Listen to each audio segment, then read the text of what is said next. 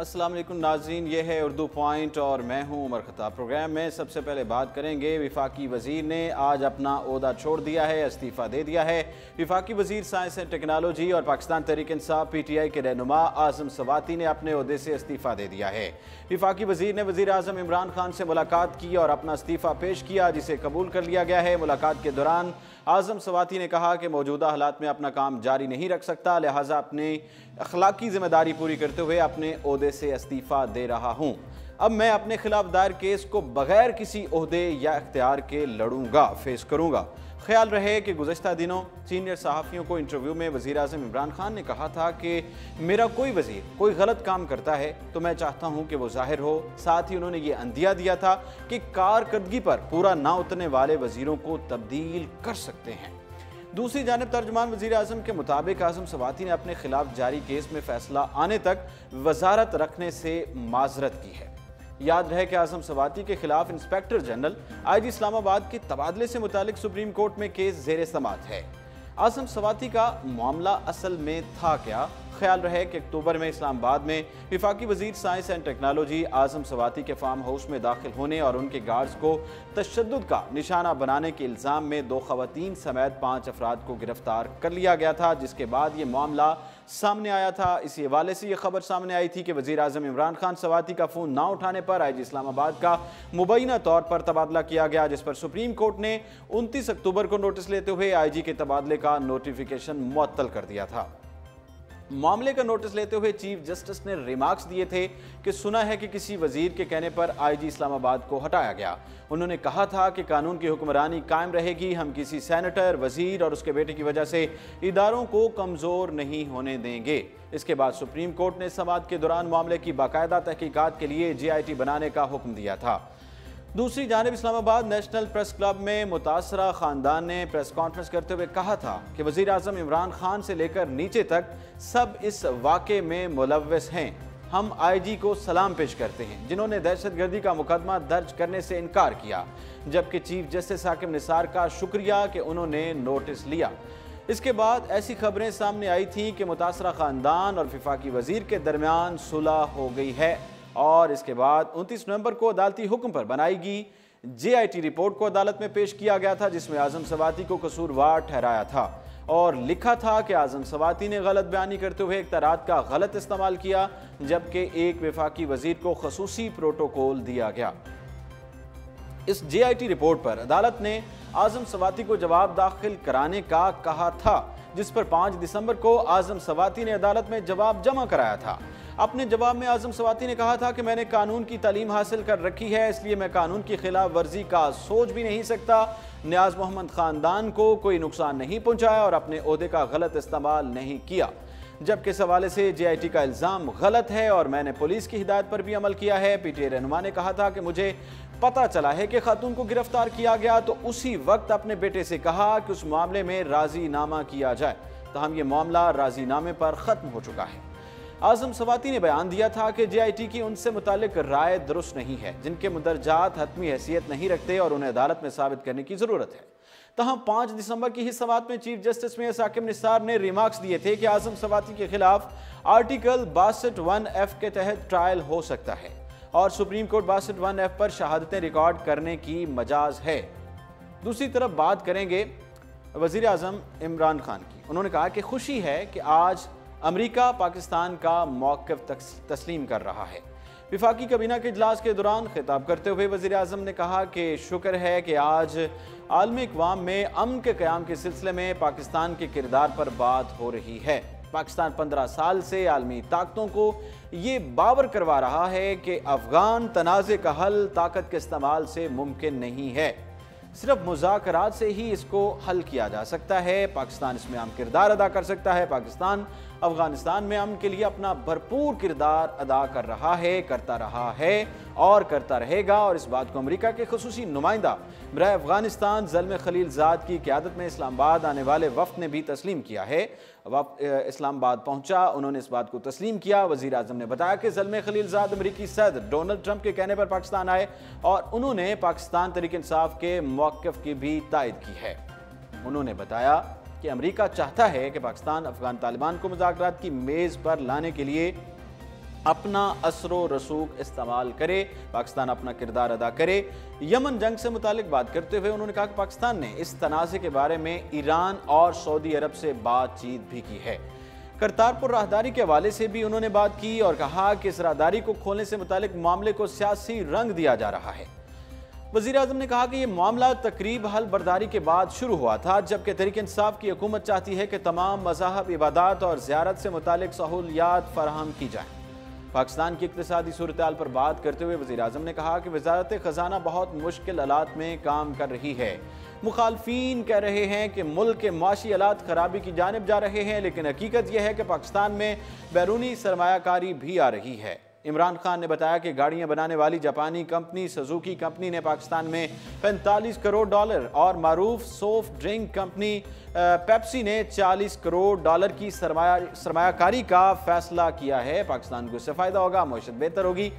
सदारती ordinance के जरिए अगर हुकूमत करने की कोशिश की तो भरपूर मज़ाहमत करेंगे, ये बयान दिया है पाकिस्तान पीपल्स पार्टी के रहनुमाओं ने। उन्होंने आज प्रेस कॉन्फ्रेंस की और उन्होंने बयान दिया।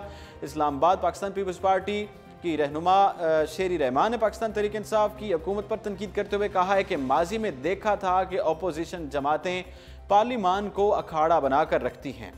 इस वक्त सूरत हाल इसके बिल्कुल बरक्स है। हुकूमत का मकसद सिर्फ ऑप्टिक्स मैनेजमेंट और मीडिया मैनेजमेंट है, जिसमें हमारे बहुत से एंकर्स दोस्तों की भी जुबान बंदी कर दी गई।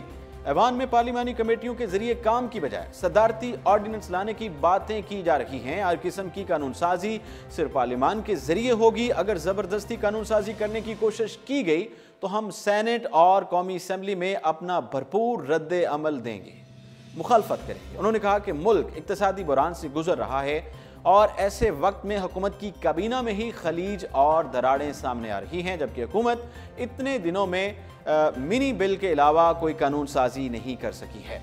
मईशत के हवाले से हुकूमती कारकर्दगी का जिक्र करते हुए रहनुमा पाकिस्तान पीपल्स पार्टी का कहना था कि डॉलर की कीमत में इंतहाई इजाफा होने की वजह से लोगों की जमा पूंजियाँ ख़त्म हो गई हैं। ना ही तेल की कीमतें कम होने के समरात आवाम तक मुंतकिल कर दिए गए। श्री रहमान का मजीद कहना था कि हुकूमत बैरूनी मुल्क से कर्जे हासिल कर रही है, लेकिन किसी एक कर्जे की शराइत से पार्लिमान को आगाह नहीं किया गया, अवाम को भी आगाह नहीं किया गया। अवाम को नहीं पता कि कौन सी शराइत हैं, कैसे कर्जे लिए गए हैं।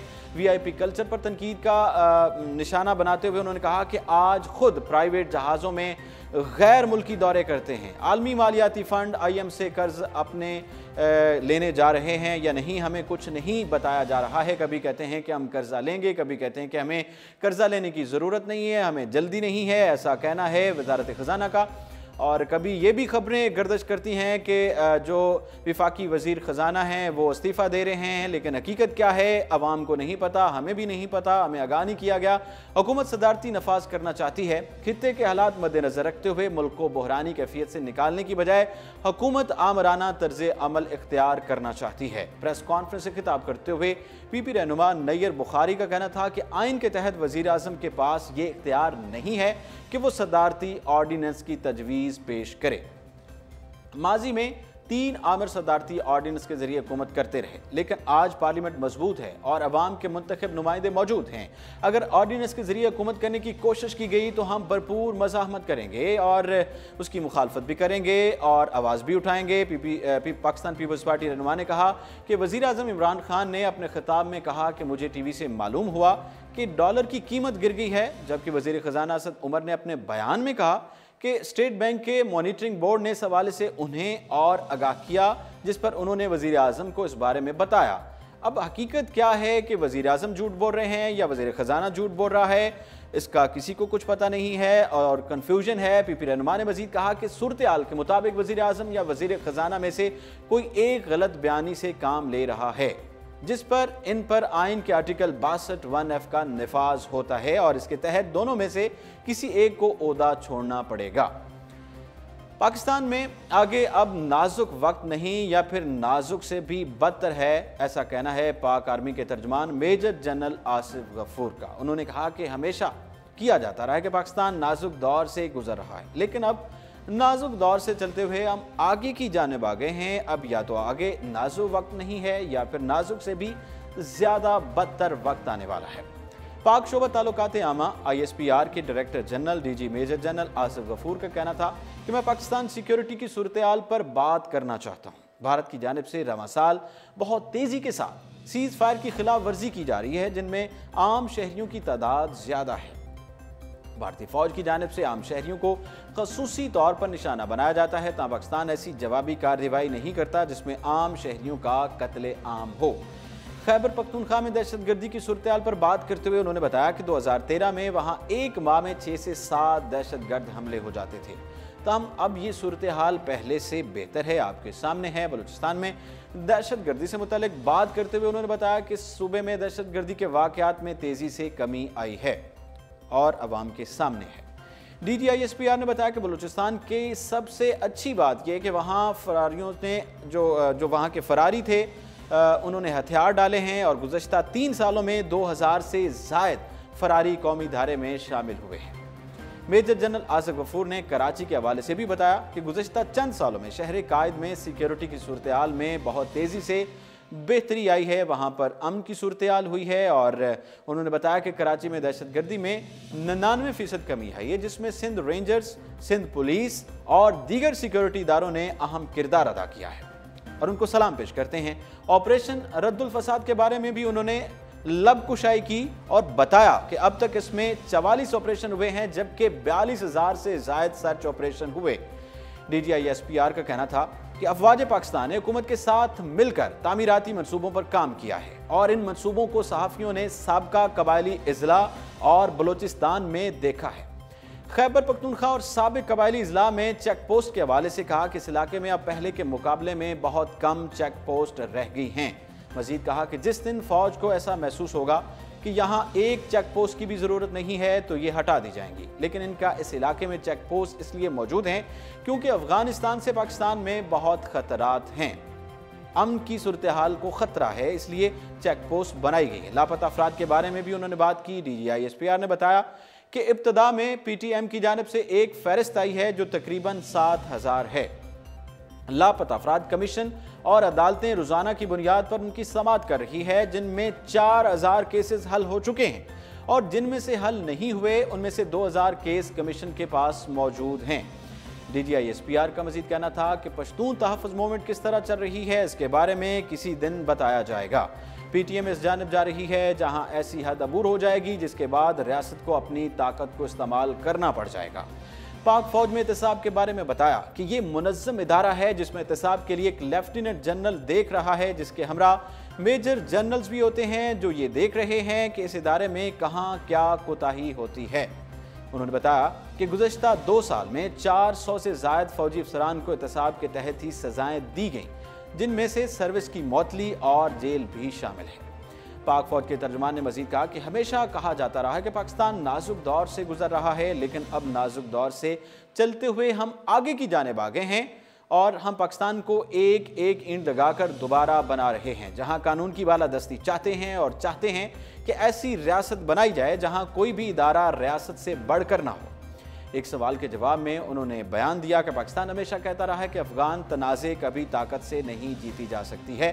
पाकिस्तान का अब अफगान तालिबान पर वो असर व रसूख नहीं है जैसा पहले था, तो हम कुछ रवाबित इस्तेमाल करते हुए पाकिस्तान अमेरिका की मदद करेगा। PTM से मुतालिक सवाल के जवाब में उन्होंने कहा कि हम उन पर इस वक्त इसलिए सख्ती नहीं कर सकते क्योंकि उन्होंने गुज़श्ता 15 साल से जंग देखी, वो लोग दुखी हैं और इससे उनके अपने मुतासिर हुए हैं। उनका मजीद कहना था कि अगर उन्होंने अपनी हद को अबूर किया तो उनके साथ वही होगा जो रियासत अपनी रिट कायम करने के लिए करती है। मीडिया की तारीफ की और कहा कि इसकी ताकत ऐसी है जिसे कोई नहीं रोक सकता और मीडिया ही 5वीं जनरेशन की जंग में पहली दिफाई लकीर है। उन्होंने बताया कि हम पर जंग मुसल्लत की गई, पाकिस्तान भी जंग के लिए उसने कुर्बानियाँ दी हैं, लेकिन अब आइंदा किसी की जंग पाकिस्तान में नहीं लड़ी जाएगी। डैम्स फंड्स की रकम पर सुप्रीम कोर्ट और जजेस भी काबिले एहतसाब हैं, इस पर हम बात करेंगे। ये बयान दिया है chief justice supreme court of Pakistan Mian Saqib Nisar ने। उन्होंने रिमार्क्स दिए हैं कि डैम्स फंड्स का 1 रुपया भी किसी और काम पर खर्च नहीं होगा, जबकि डैम्स फंड्स की रकम पर जजेस और सुप्रीम कोर्ट भी काबिले एहतसाब हैं, उनका भी एहतसाब होना चाहिए। अगर वो करप्शन करते हैं तो उसको सामने लाना चाहिए। सुप्रीम कोर्ट में चीफ जस्टिस मियां साकिब निसार की सरबराही में 4 रुकनी बेंच ने द्यामर भाषा और मोहम्मद डैम्स की तामीर से मुताल्लिक केस की समाअत की है। समाअत के दौरान चीफ जस्टिस ने रिमार्क्स दिए कि डैम बनने का अदालती फैसला हतमी हो चुका है। फैसले के खिलाफ कोई नजरसानी दरखास्त नहीं आई। डैम की तामीर के जायजे के लिए अमल दरामद बेंच तश्कील दिया है। चीफ जस्टिस ने रिमार्क्स दिए कि वापडा बताए कि डैम की तमीर के मराहिल और टाइम फ्रेम क्या होगा। अमल दरामद बेंच टाइम फ्रेम के मुताबिक काम की तकमील यकीनी बनाएगा। उन्होंने रिमार्क्स दिए कि डैम फंड्स का 1 रुपया भी किसी और काम पर खर्च नहीं होगा। डैम्स फंड्स की रकम पर जजेस और सुप्रीम कोर्ट भी काबिल एहतसाब है। डैम फंड से पेंसिल खरीदने की इजाज़त भी अमल दरामद बेंच देगा और अटॉर्नी जनरल अमल दरामद बेंच के फोकल पर्सन होंगे। चीफ जस्टिस ने कहा कि रुपए की कदर कम हो रही है, अदालत नहीं चाहती कि डैम फंड्स की रकम की कदर कम हो। दौरान समाअत चीफ जस्टिस ने रिमार्क्स दिए कि डैम की तमीर के लिए सुरंग की तमीर जरूरी है। NHC बाबूसर के इलाके में सुरंग तामीर करेगा। इसी पर अटॉर्नी जनरल ने बताया कि सुरंग पर काम शुरू हुआ है, लेकिन मकामी अदालत ने हुक्म इम्तनाई दे दिया है, जिस पर चीफ जस्टिस ने कहा कि इस हुक्म इम्तनाई की तफसीलात से आगाह किया जाए। चीफ जस्टिस ने कहा कि डैम की तमीर में जो भी रुकावट आए अदालत को आगाह करें। फंड्स लेने का मकसद डैम्स के लिए मुहिम शुरू करना था। लोग अब पूछ रहे हैं कि डैम कब बनेगा, डैम्स फंड्स के लिए मजीद कितने पैसे दरकार हैं, आगाह किया जाए और ये पैसा कैसे और कहां से आएगा, इसके हवाले से भी तफसीलात दी जाए। नाजरीन, ये था आज का प्रोग्राम और इसके साथ ही उमर खताब को इजाज़त दीजिए और आप जुड़े रहिए उर्दू पॉइंट के साथ।